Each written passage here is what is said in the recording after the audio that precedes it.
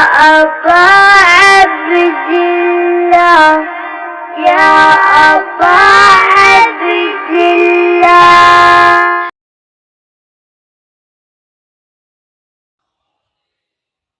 بسم الله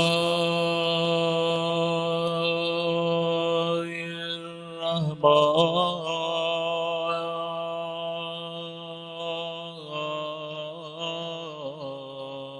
الرحيم. الحمد لله رب العالمين.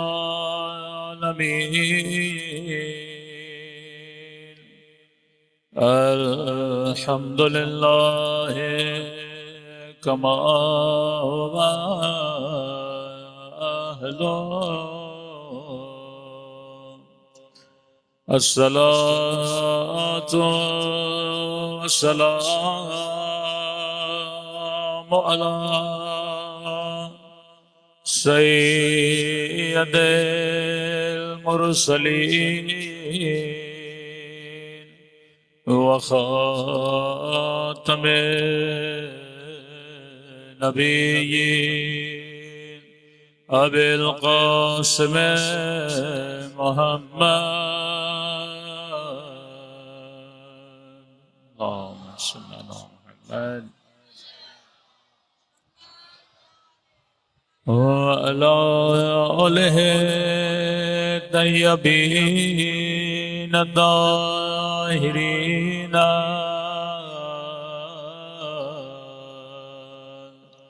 معصومين. سب مل کے دعا امام زمان. اللہم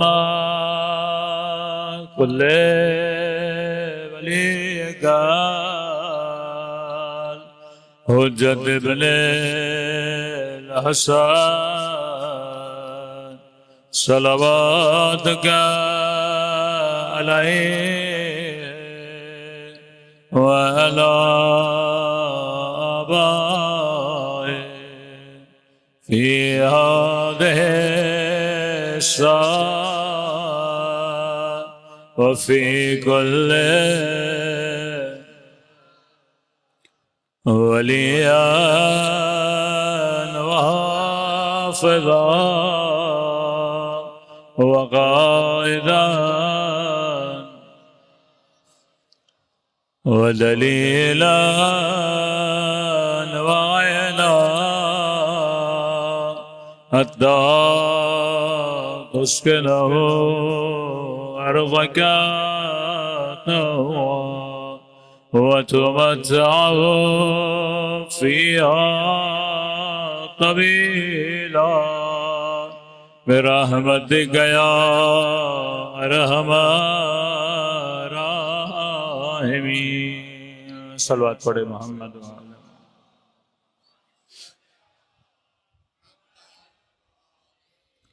بسم اللہ الرحمن الرحیم. رب اشرح لی صدری ویسر لی امری واحلل عقدۃ من لسانی یفقهوا قولی. اما بعد فقد قال سبحانہ وتعالی فی محکم کتابہ بسم اللہ الرحمن الرحیم بقیت اللہ خیر لکم ان کنتم مؤمنین. صلوات پڑھے محمد وآل محمد.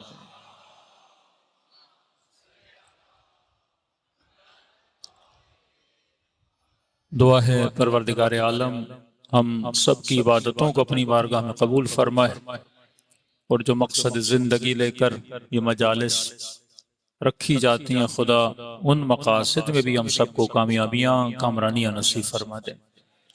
میری گزارش ہوگی آواز اس طرف زیادہ کلیئر نہیں ہے، ذرا آواز کلیئر کر دیں. بار دیگر صلوات پڑھے محمد وآل محمد.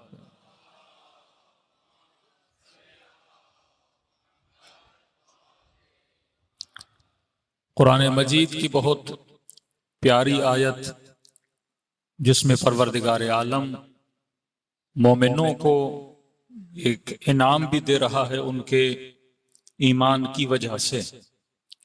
فرمایا بقیت اللہ خیر لکم، ایک وجود ہے جسے خدا نے آج تک باقی رکھا. فرمایا وجود تمہارے لیے باعث خیر ہے، باعث برکت ہے۔ اب یہ کس کا وجود ہے؟ تو تمام تر شیعہ مفسر اپنی تفسیروں میں لکھتے ہیں یہ کسی اور کا وجود نہیں، یہ وجود مبارک ہے امام زمانہ عجل اللہ تعالی فرجہ الشریف۔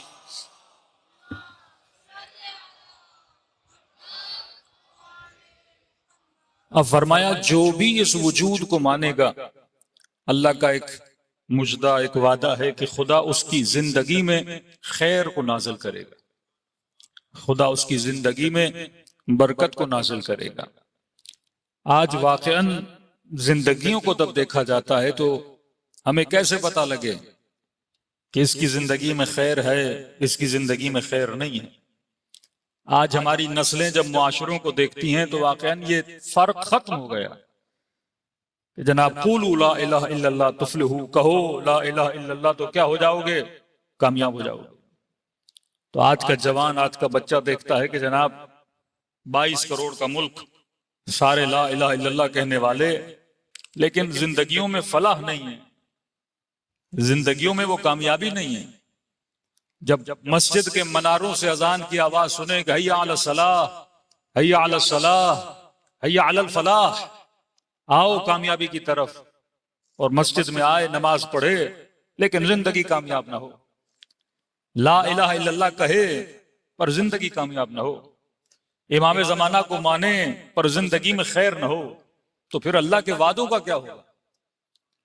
کہ خدا کہے جس نے اس وجود کو مانا اس کی زندگی میں خیر ہے، جس نے لا الہ الا اللہ کہا اس کی زندگی میں کیا ہے؟ کامیابی ہے۔ حی علی الفلاح، نماز کی طرف آؤ، یہ راہ کون سی راہ ہے؟ کامیابی کی راہ ہے۔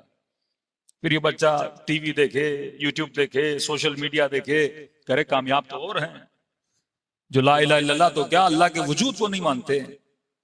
ان کے ملک میں آسائش بھی ہے، امن بھی ہے، لوڈ شیڈنگ کے مسئلے بھی نہیں، چوری چکاری بھی نہیں، رشوت کا نظام بھی نہیں، اور یہاں اتنی بڑی داڑھی رکھنے کے باوجود بھی بندہ راشی ہو، مسجد میں آنے کے بعد بھی چپل چوری ہو جائیں، یہ کیسا معاشرہ ہے؟ ہاں؟ تو ایک طرف جب ہم کسی وجود کو مانتے ہیں تو فرق تو نظر آنا چاہیے نا، کہ اگر کوئی امیر المومنین کو مانتا ہے پہلا امام، دوسرا نہیں مانتا، بھائی ان دونوں کی زندگیوں میں فرق کیا ہے؟ کوئی اللہ کے وجود کو مانتا ہے، کوئی اللہ کے وجود کو نہیں مانتا، ان دونوں کی زندگیوں میں فرق کیا ہے؟ آج سب کا طرز زندگی ایک بن گیا، کیونکہ ہم زبان سے کہتے کچھ ہیں، ایمان ہمارا کسی اور چیز پر ہوتا ہے۔ کافر بھی ہو تو ایمان ایک چیز پر ہے، مسلمان بھی ہو تو ایمان ایک چیز پر ہے۔ تو جب ایمان کسی اور پر ہو اور زبان پر کلمہ کسی اور کا ہو تو زندگی میں ہمیشہ اثر اس کا نظر آتا ہے جس پر انسان کا کیا ہوتا ہے؟ ایمان ہوتا ہے۔ اب پہلا سوال، یہ جوان جسے کامیابی سمجھتا ہے کیا وہ کامیابی ہے کہ نہیں؟ خدا جسے کامیابی سمجھتا ہے کیا وہ کامیابی کیا ہے؟ اصلاً جب ہم دعائیں کرتے ہیں خدا میرے رزق میں اضافہ فرما، تو میرے ذہن میں کون سا رزق ہوتا ہے؟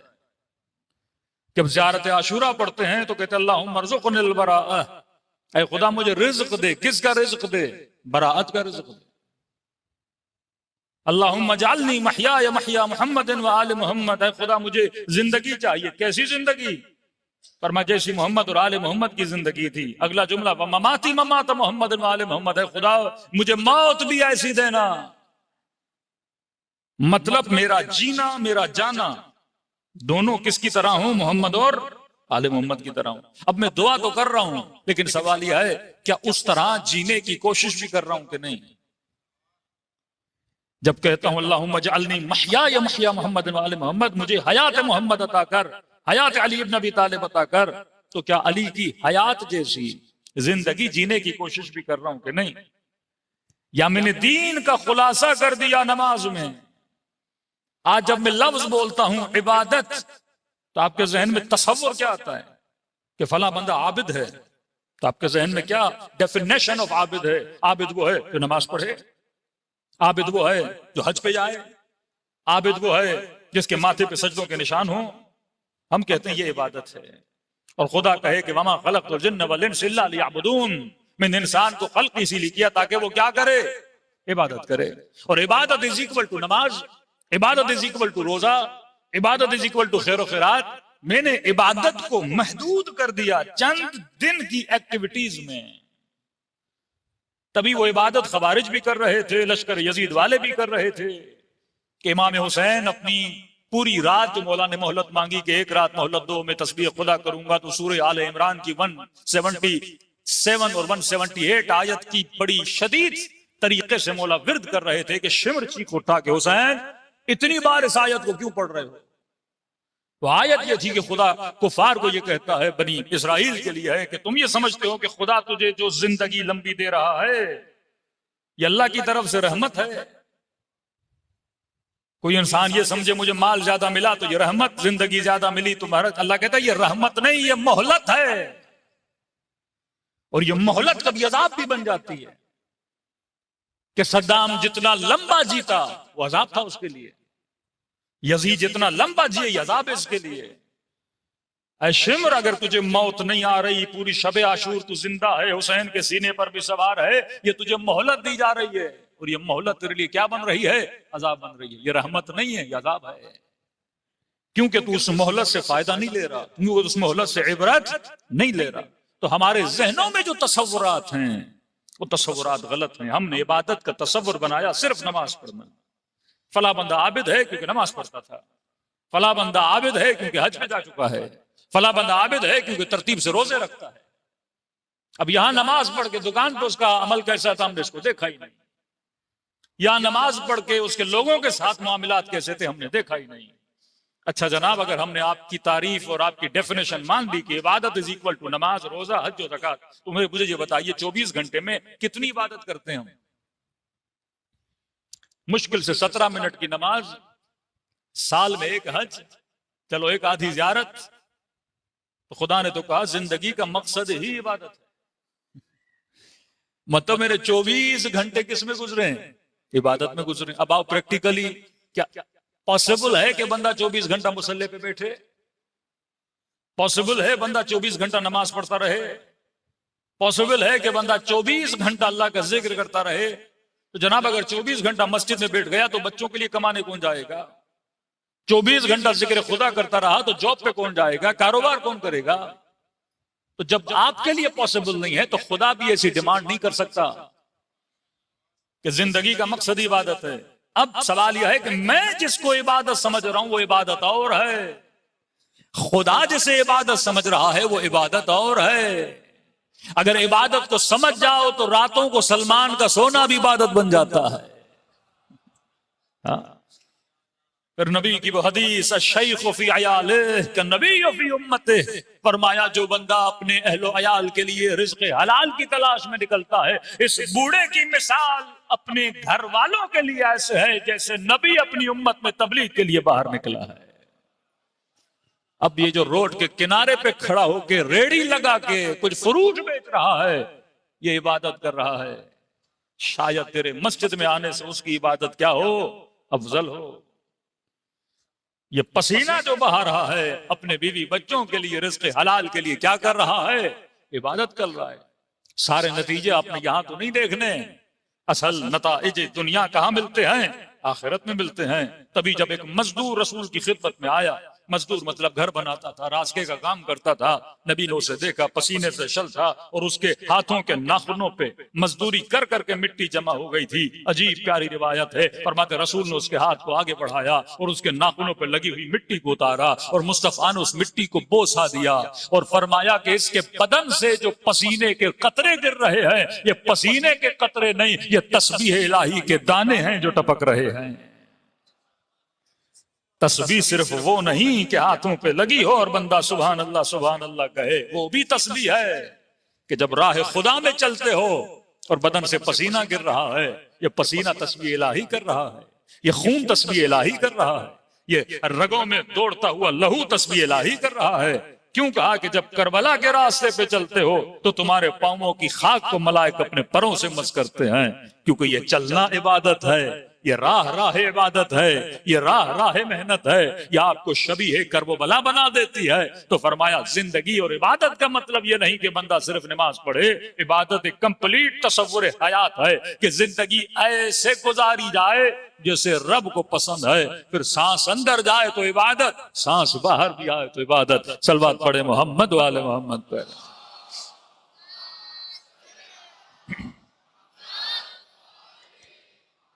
وَأَجِّلْ فَرْجَهُمْ، تبھی وہ شخص کہتا ہے کہ موچی تھا۔ دیکھیے بڑے بڑے تاجر، بڑے بڑے لوگ، ہر بندے کی تمنا ہے کہ مجھے امام زمانہ کی کیا ہو جائے، زیارت نصیب ہو جائے۔ لیکن ایک موچی آدمی کہتے میں ان کے دکان پہ بیٹھا تھا اور میری تمنا تھی مجھے امام کی زیارت نصیب ہو، تو کہتا میں نے دیکھا کوئی شخصیت آئی ان کی دکان میں اور انہوں نے اپنا جوتا اتار کے اس موچی کو دیا، کہا کہ میرے جوتے پہ ٹاکا لگا لیں۔ تو موچی نے کہا آپ تھوڑا صبر کر لیں، 2 جوتے آپ سے پہلے کوئی دے کر گیا ہے، پہلے ان کا حق ہے کہ میں ٹاکا لگا، اور میں نے ان کو وعدہ دیا ہے کہ جناب اتنی دیر میں آپ آ جائیں، آپ کے جوتے کو ٹاکا لگ جائے گا۔ تو انہوں نے کہا مجھے جلدی، آپ ذرا میرے جوتے کو ٹاکا لگا۔ انہوں نے کہا یہ میں نہیں کر سکتا۔ آپ دیکھ رہے ہیں میں کون ہوں، میری شخصیت کو دیکھیں، میں سید ہوں۔ کہ سید بزرگوار آپ کا احترام دل و جان پر، لیکن باری ان کی ہے، میں نے کیونکہ ان کو وعدہ دیا ہے، وعدہ خلافی نہیں کر سکتا۔ کہتے سید مسکرائے اور آ کے میرے ساتھ بیٹھ گئے، کچھ کلام انہوں نے میرے ساتھ کیا اور آخر میں انہوں نے جوتے کو ٹاکا لگایا اور یہ سید بزرگوار چلے گئے۔ اور اس موچی نے ان کی دست بوسی کی، قدم بوسی کی۔ جب دکان سے نکلے تو موچی میری طرف متوجہ ہوا اور کہا کہ کتنے سالوں سے تجھے تمنا تھی کہ امام زمانہ کی زیارت ہو جائے، ابھی امام آئے بھی تھے اور تو نے امام کو پہچانا بھی نہیں۔ کہا عجیب بندے ہو، مولا جوتا دے رہے اور تم نے 2 جوتوں سے منع کر دیا۔ کہا مولا یہی دیکھنے آئے تھے اور تجھے بتانے آئے تھے کہ میں اپنی زیارت اسے کرواتا ہوں جو اپنے وعدے پہ وفا کرتا ہے۔ کہ خود مولا نے مجھے بتایا کہ یہ عادت تمہاری ہمیں بڑی پسند ہے، اور تمہیں بتلانے کے لیے مولا آئے تھے کہ دیکھو زیارت اسے کروائی جاتی ہے جو بندہ کیا کرے، لمن لا عہد لہ لا دین لہ، جس کا وعدہ نہیں اس کا دین نہیں ہے۔ تو مسلمان کہلاتا ہے اپنی زبان کی وجہ سے۔ رسول ہجرت کر کے جا رہے ہیں، امانتیں کفار کی ہیں، علی کو موت کے بستر پہ سلا کے جا رہے ہیں کہ کافروں کو امانتیں کیا کرنا، واپس کرنا۔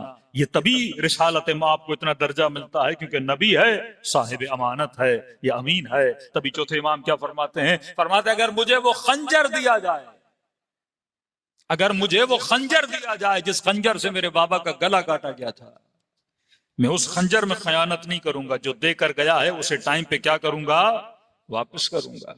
زندگی گزارنے کا سلیقہ ایسا ہو کہ اغیار بھی انسان سے کیا ہو جائیں، انسپائر ہو جائیں۔ اب کوئی کافر بھی ہے اگر اخلاق کا اچھا ہے، مسلمان کیا ہو جائے گا، انسپائر ہو جائے گا۔ وہ آپ کا بچہ ہو، کسی غیر کا بچہ ہو، وہ سچا ہے اس کی تعریف کرے گا، وہ ایماندار ہے اس کی تعریف کرے گا۔ یہاں تعریفیں صفات کی جاتی ہیں، افراد کی نہیں کی جاتی۔ تبھی فرمایا شخصیت پرس نہ بننا، صفت پرس بنو۔ صفت اچھی اگر دشمن میں بھی ہے اس کی کیا کرو، تعریف کرو۔ حاتم طائی سخی تھا تو مولا فرماتے ہیں کافر تو تھا لیکن جہنم کی آگ اس کے بدن کو جلائے گی نہیں۔ کہ مولا کیوں؟ فرمایا کیونکہ سخی تھا۔ مطلب جہنم بھی صفت دیکھ کے بندے کو جلاتی ہے۔ قیامت کے دن یوم تری المؤمنون والمؤمنات یسعی نورہم بین ایدیہم وبایمانہم، وہاں پر یہ نہیں ہے کہ خدا کیلکولیشن پہ کیلکولیٹ کرے کس نے کتنی نیکیاں کی، کس نے کتنے ثواب کی۔ فرمانی ہر بندے کا چہرہ بتائے گا۔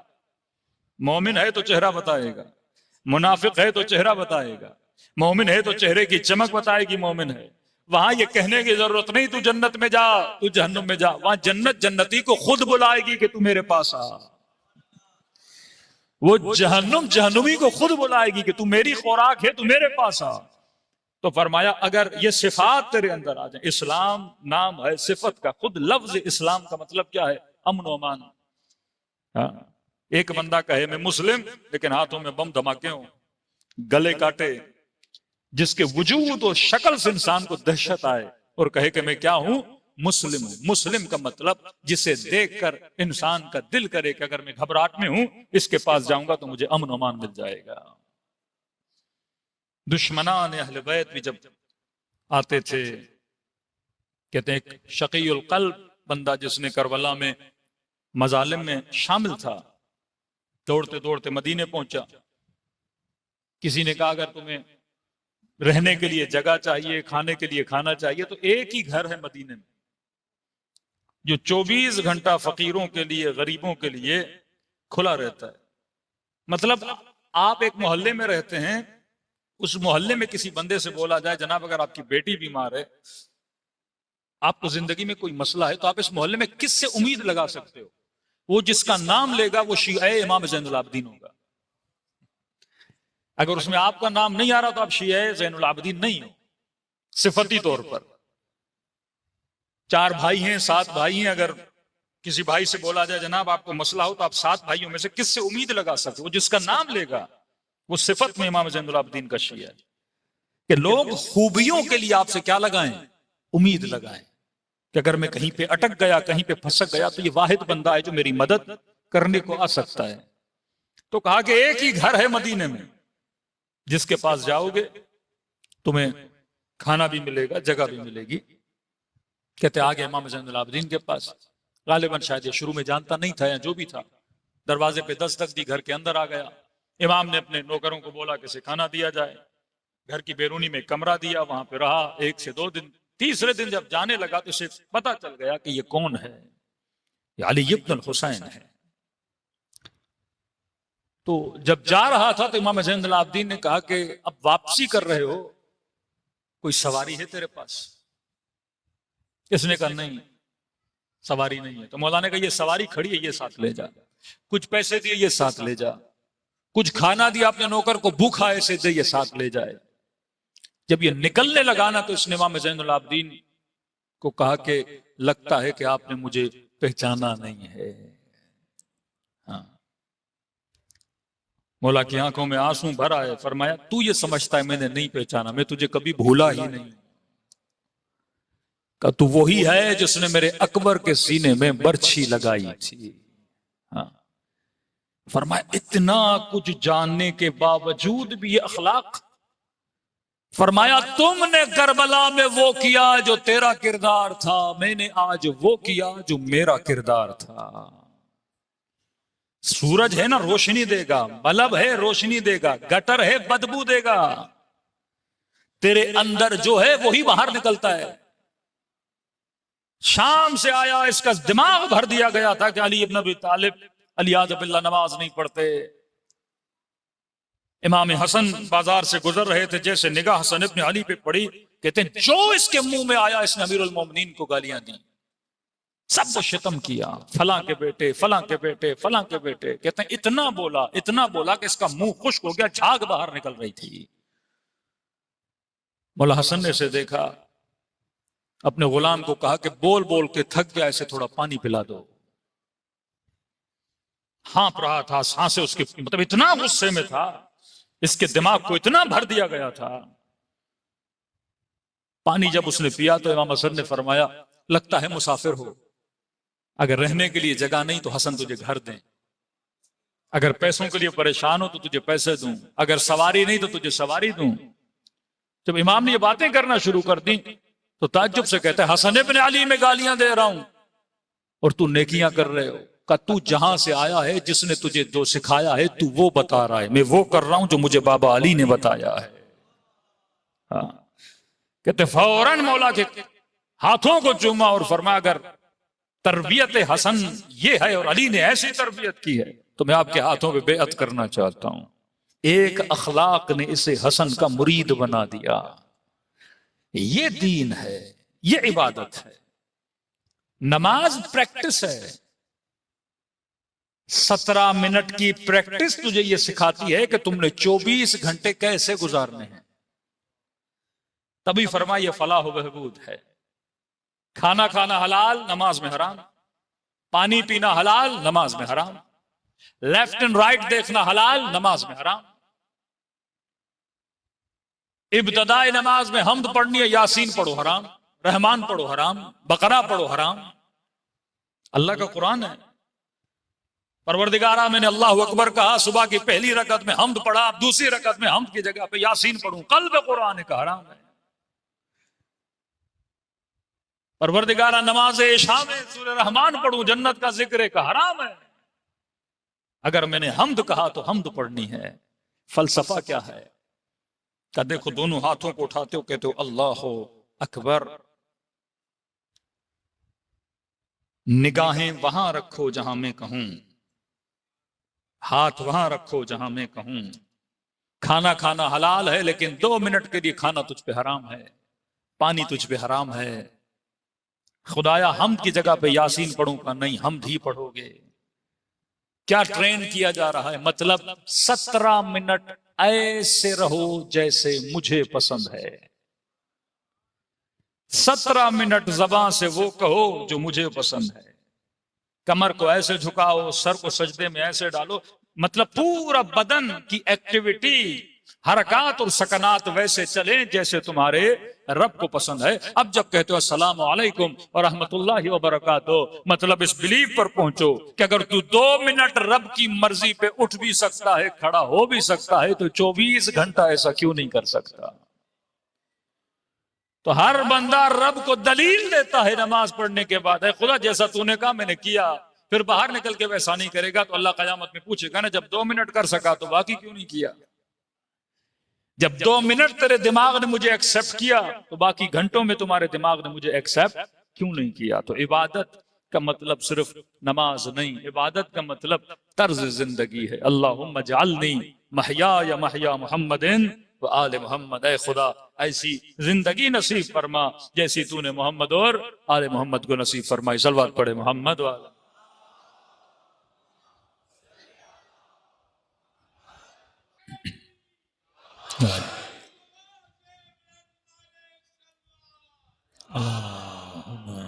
صلی اللہ محمد۔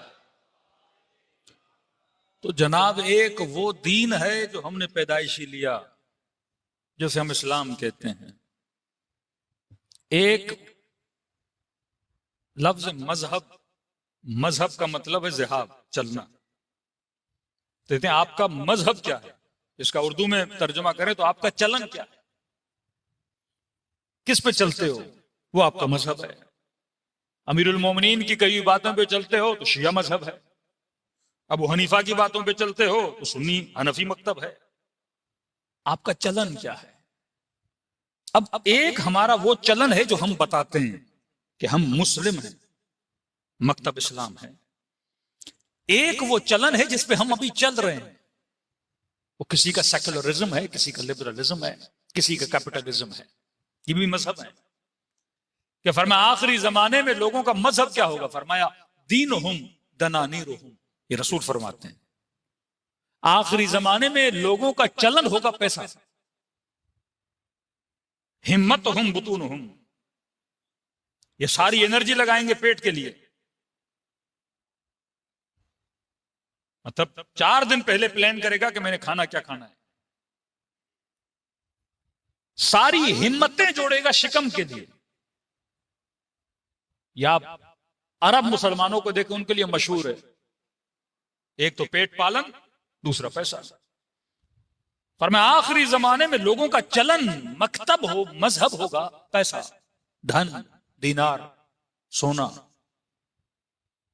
پیسہ کیوں بولا؟ کیونکہ جتنے فیصلے لیے جائیں گے وہ کس کی وجہ سے لیے جائیں گے؟ پیسے کی وجہ سے۔ دوستیاں پیسے کی وجہ سے، منصب پیسے کی وجہ سے، ظلم پیسے کی وجہ سے۔ امریکہ نے اسلحہ بیچنا ہے تو ظلم ہوگا، ظلم ہوگا تو اسلحہ بکے گا نا۔ شیعہ سنی آپس میں لڑیں گے تو گولیاں بکیں گی نا۔ مسلمان مسلمان کا گلا کاٹے گا تو گولی بکے گی نا۔ انسان انسان کا دشمن بنے گا تو بم خریدے گا، میزائل خریدے گا۔ اب وہ چاہے کوئی یہودی مرے یا مسلمان مرے، مر تو انسان رہا ہے۔ جب ان کی آپس میں دشمنی بنے گی تو یہ ایک دوسرے کے لیے سارا پیسہ کس پہ لگ رہا ہے؟ میزائلوں پہ، بموں پہ، دھماکوں پہ۔ ملکوں کا سارا بجٹ کس پہ خرچ ہو رہا ہے؟ پیسوں پر۔ جب آپ لفظ استعمال کرتے ہو پاور پولیٹکس، مطلب پاور کیا ہے؟ پاور آپ کو کیا دیتا ہے؟ پیسہ۔ مقام، منصب، یہ کیا سب کیا دیتا ہے آپ کو؟ سیاستدان کو کس چیز کی لت لگ جاتی ہے؟ پیسے کی لت. تو مکتب کیا بنا؟ پیسہ. قتل ابا عبداللہ الحسین. ابن سعد کیا کہہ رہا ہے؟ شہر رے کی حکومت. ابن زیاد کس چیز کے پیچھے؟ منصب. شمر کس چیز کے پیچھے؟ پیسہ. فرمایا آخری زمانہ دینہم دناریرہم. دیکھیے ایک مسلمان خاتون حجاب کرتی ہے، اس سے کافر کو کیا نقصان ہے؟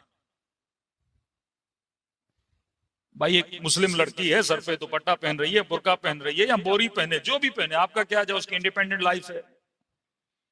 میری مرضی میں دشتاشا پہنوں، پینٹ شرٹ پہنوں، آپ کو کیا نقصان ہے؟ کبھی آپ نے سوچا ایک سنی سے آپ کو کیا نقصان ہے؟ ایک شیعہ سے اہل سنت کو کیا نقصان ہے؟ یہ جو دشمنیاں، نفرت انسان اپنے اندر پالتا ہے، کبھی 5 منٹ کے لیے سوچے اگر کوئی شیعہ ہے، مجلس کر رہا ہے، ماتم کر رہا ہے، مجھے اس سے کیا نقصان ہے؟ کوئی نقصان نہیں. ایک ہندو مندر میں جا رہا ہے، مجھے کیا نقصان ہے؟ مجھے نقصان تب ہے میرے گھر پہ آ کے آگ لگائے، میرا تالا توڑے، میرے پیسے چرائے. ایک بندہ سبیلے لگا کے سب کو پانی پلا رہا ہے، مجھے اس سے کیا نقصان ہے؟ میں کیوں نفرت کروں اس انسان سے؟ فری میں لنگر کھلا رہا ہے، کھانے کھلا رہا ہے، مجھے اس سے کیا نقصان ہے؟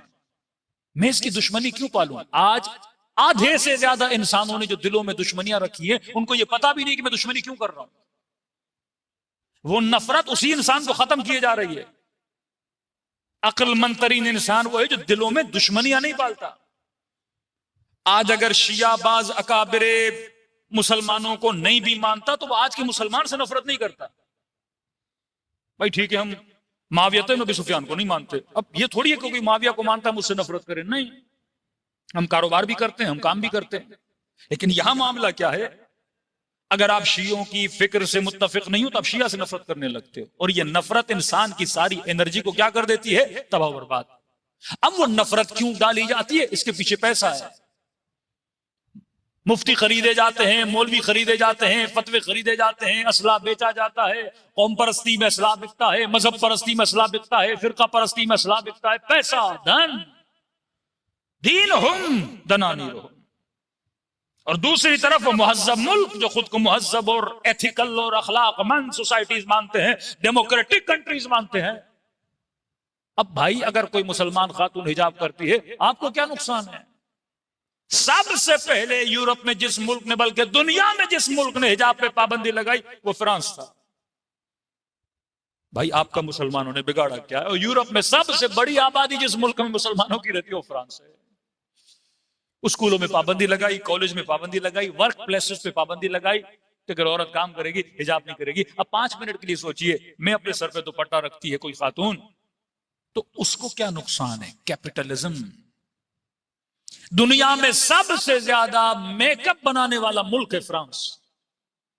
میک اپ مرد تو نہیں یوز کرتے، خواتین یوز کرتی ہیں. کہا حجاب کرے گی تو میک اپ کون کرے گا؟ کیپٹلزم. اس کے کارخانوں کو نقصان ہے. اگر دنیا کی ساری عورتیں کپڑے اوڑھنا شروع کر دیں تو یہ فیشن انڈسٹری کا کیا ہوگا؟ میک اپ انڈسٹری کا کیا ہوگا؟ بیوٹی انڈسٹری کا کیا ہوگا؟ یہ ساری پروڈکٹ بیچنے کے لیے اس خاتون کو فیمنزم کے نام پہ الجھایا جاتا ہے تاکہ ہماری پروڈکٹ خریدے.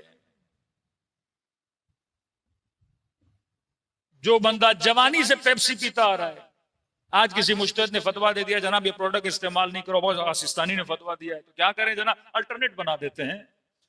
فیصل آباد کے کسی بندے نے نیکسٹ کولا بنا دیا. مطلب میں نے وہ ٹیسٹ نہیں چھوڑنا میں نے ٹیسٹ نہیں چھوڑنا، میں نے وہ چیز پینی ضرور ہے. اس قدر آپ کی شکم کو اپنے ٹیسٹ کا غلام بنا دیتے ہیں. کیا آپ نے کہا میک ڈونلڈ نہیں تو البیک تو کھانا ہے ہم نے، ٹیسٹ ہم نہیں چھوڑ سکتے. ہم مرغا ضرور کھائیں گے، نام بدل دیں گے اس کا، چیز ہم ضرور کھائیں گے. وہ ہر چیز میں آپ کو یہ ماڈرن سلیوری آپ کو غلام بنایا جاتا ہے. انسان جب اپنی فطرتوں کو نہ پہچانے، انسان جب اپنے مذہب کو نہ پہچانے. ہاں یوم ندعو کل اناس بامامہم، قیامت کے دن تجھے اپنے امام کے نام سے اٹھایا جائے گا. تو چیختا رہے گا میرا امام مہدی تھا، اللہ کہے گا نہیں تیرا مذہب اور تھا. تو جس کے کہنے پہ زندگی اور جس کی سوچ پہ زندگی گزار رہا تھا وہی تیرا امام تھا. امام کا مطلب آگے چلے، ماموم کا مطلب پیچھے چلے. اب تو بتا تو کس کے پیچھے چل رہا تھا؟ اگر فرزند زہرا کے پیچھے چل رہا تھا تو تیرا امام زمانہ تھا. یہ مجالس، یہ ذکر اہل بیت ہے ہی اس کے لیے کہ انسان اپنے برین کو، اپنے ذہن کو خدمت مکتب اہل بیت اور خدمت دین کے لیے آمادہ کرے، دلوں کو کربلا کی طرف روانہ کریں. امام حسین کے ذہن کو پڑھنے کی کوشش کیا کریں. آپ امام حسین کو مانتے تو ہیں، لیکن حسین کیسے بنے اس چیز کو ڈھونڈیں تاکہ آپ بھی اس راہ پہ چل سکیں.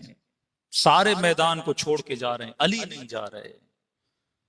تو کس چیز نے علی کو اس چیز پہ آمادہ کیا کہ تلوار ٹوٹ بھی جائے پر میں نے میدان چھوڑنا نہیں ہے؟ وہ کون سی فکر ہے جو موت کے بستر پہ سلا دیتی ہے اور سکون کی نیند بھی آ جاتی ہے؟ اگر میں اس فکر پہ پہنچ گیا پھر میں شہید عارف حسین الحسینی بن سکتا ہوں، پھر میں شہید سبط جعفر بن سکتا ہوں، پھر میں میثم تمار بن سکتا ہوں. یہ فکر بن جائے تو معاشرہ بن جاتا ہے. فرمایا کثرت سے میرے بابا کو سلام کرو. کہ مولا اتنی تاکید کیوں ہے؟ فرمایا کیونکہ عاشورہ کے دن میرا بابا ترس گیا تھا.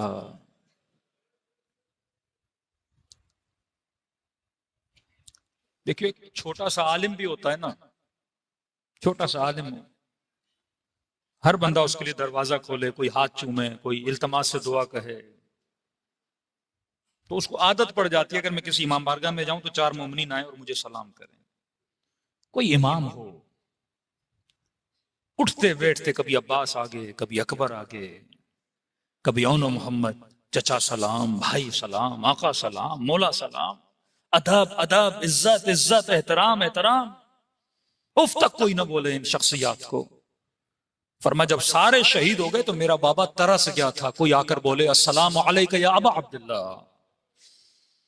اتنی توہین کی میرے بابا کی، کہتے تھے یہ باغی ہے، اسے کوئی سلام نہ کرے. توہین اس سے زیادہ کہ شمر اپنے جوتوں کے ساتھ حسین کے سینے پہ بیٹھ جائے. مقتل کے جملے ہیں، الشمر جالس علی صدرہ. آپ بولے گے نا جالس علی الکرسی، میں کرسی پہ بیٹھا ہوں، فرماتے نہیں، جالس علی صدرہ میرے بابا کے سینے پہ بیٹھا تھا. آخذ بلحیتہ، ہاتھ میں میرے بابا کی داڑھی کو پکڑا ہوا تھا. فرما 70 قدموں سے زینب یہ منظر دیکھ رہی تھی. کیسے برداشت کرے کوئی بہن کہ میرے امام زمانہ کے سینے پہ کوئی لہیں بیٹھا ہے، وہ داڑھی جسے لوگ چومیں، جس کے قطروں سے لوگ شفا لیں، جس کے قدموں کی خاک سے چشمے جاری ہوں. فرمایا انہوں نے عزتوں کو پامال کرنے کی کوشش کی. اب جو تو آ کر عزت حسین کرتا ہے، اس کی زری کا اتنا احترام، اس سے منصوب علم کا احترام، اس سے منصوب امام بارگاہ کا احترام، یہ عزت حسین ہے. کہ تو یہاں عزت کرتا ہے، اب خدا کی آواز آتی ہے اگر مچھر کے پر کے برابر بھی تیری آنکھ گیلی ہو جائے. فرمائے سانسوں کی اتنی عزت ہے، یہ جہنم کی آگ کو بجھانے کی طاقت رکھتا ہے. دلوں کو کربلا لے جائیں چند جملے مصیبت کے، تاکہ زیارت ثواب ابا عبداللہ لے کر فرش عزا سے اٹھیں. جسے سلام آتا ہے میرے ساتھ پڑھیں، جسے نہیں آتا نام حسین تو سب کو آتا ہے. اپنے بچوں کو یہ سلام یاد کروائیں تاکہ زبانیں معطر ہوں بنام ابا عبداللہ. السلام علی الحسین وعلی علی ابن الحسین وعلی اولاد وعلی اصحاب، سب مل کے السلام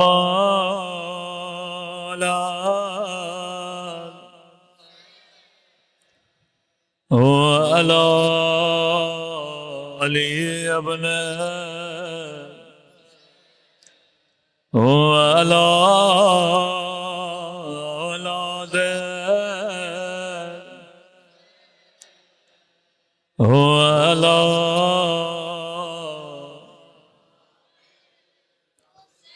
سب مل کے سلام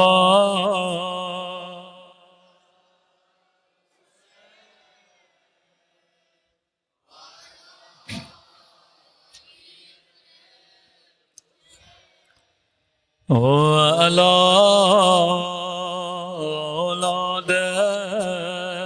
الحسین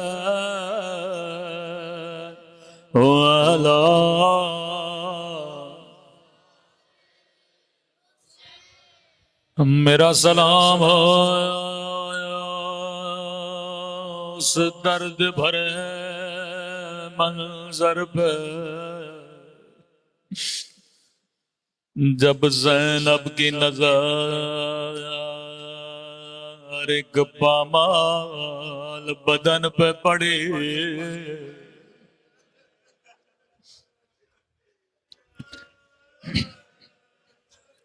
مجھے نہیں پتا اس بدن کی کیفیت کیا تھی لیکن مقتل کے جملے ہیں جو بہن 50 سال حسین کے ساتھ رہی ہو جس نے نکاح میں شرط رکھی عبداللہ جہاں جہاں میرا حسین جائے گا میں زینب بھی جاؤں گی اگر آپ میں سے کسی نے کسی مومن کو 10 سال پہلے دیکھا ہو آج اگر کہیں نظر آئے فوراً کہو گے مومن میں نے آپ کو پہلے کہیں دیکھا تھا عجب ہے جس بہن نے 50 سال حسین کو دیکھا مقتل کے جملے گئے جب بھائی کے بدن پہ پہنچے بڑے تعجب سے کہا انت اخی کیا تو ہی میرا بھائی حسین زینب بھائی کو پہچان نہ سکے کبھی کہتی تھی کیا تو ہی میرا حسین ہے کیا تو ہی میرا ماں جایا حسین ہے اللہ جانے بدن کے ساتھ ایسا کیا کیا روایت کے جملے ہیں لہیں جب گھوڑے دوڑانے کے بعد واپس گیا کہنے لگا ابن سعد جب میں نے حسین کے بدن پہ گھوڑے دوڑائے میں نے حسین کی پسلیاں ٹوٹنے کی آواز سنے تھے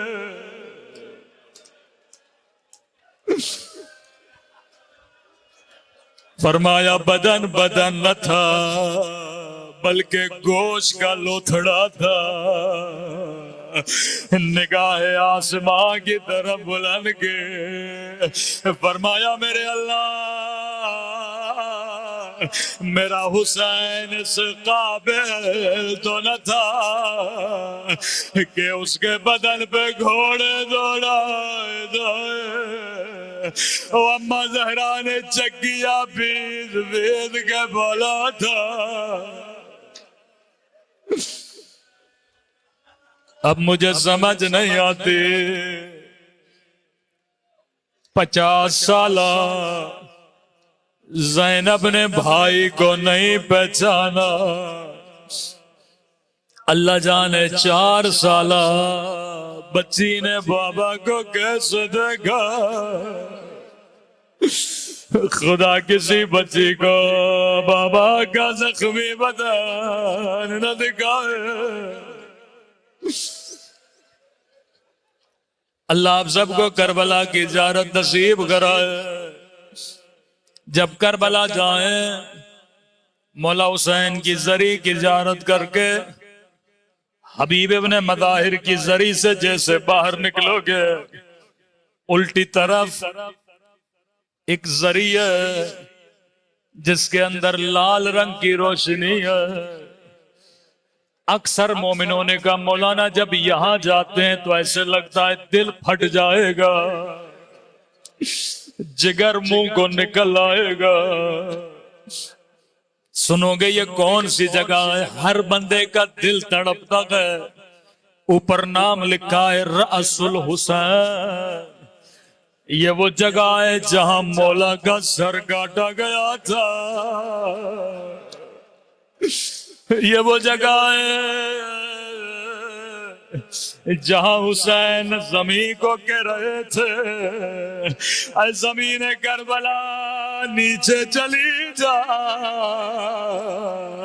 کہیں یہ منظر میری بہن دیکھ نہ لے۔ وہاں زینب کہہ رہی تھی زمین کربلا اوپر چلی آ،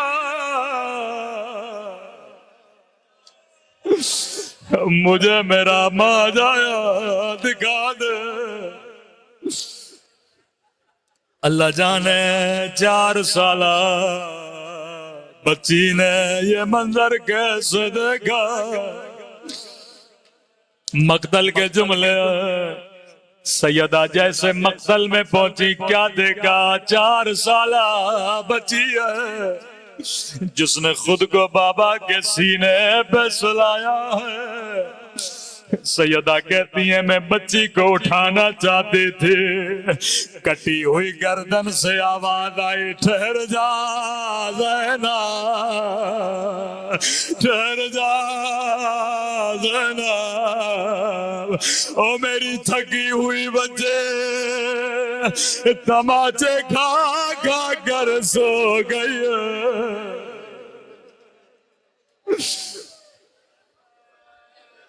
سیدہ بدن کے ساتھ بیٹھ گئی، زارو غدار رونے لگے۔ کہتی ہیں جب بچی کی آنکھیں کھلی بس اتنا پوچھا سکینہ میں نے بھی بابا کو نہیں پہچانا۔ سکینہ بدن 2 چیزوں سے پہچانا جاتا ہے، یا لباس سے پہچانا جاتا ہے یا سر سے پہچانا جاتا ہے۔ سکینہ بابا کے بدن پہ سر نہیں ہے، اور ظالموں نے لباس بھی اتار لیا ہے، تو نے بابا کو کیسے پہچانا؟ کہتی ہے پھوپھی اماں جب میں گودی قتل گاہ میں آئے مجھے کہیں بابا نظر نہیں آیا، کہیں سے تیر اٹھاؤ کہیں سے نیزے اٹھاؤ، میں ڈھونڈ ڈھونڈ کے تھک گئی۔ میں نے کہا میرے غریب الوطن بابا، او میرے 3 دن کے پیاس ہے بابا، او بابا تیری یتیمہ بچے آ گئے، او تیرے سینے پہ سونے والے۔ ایک مرتبہ کٹی گردن سے آواز آئی الہیہ الہیہ آجا میری تھکی ہوئی بچے، آجا میری پیاسی بچے۔ الا لعنت اللہ علی القوم الظالمین۔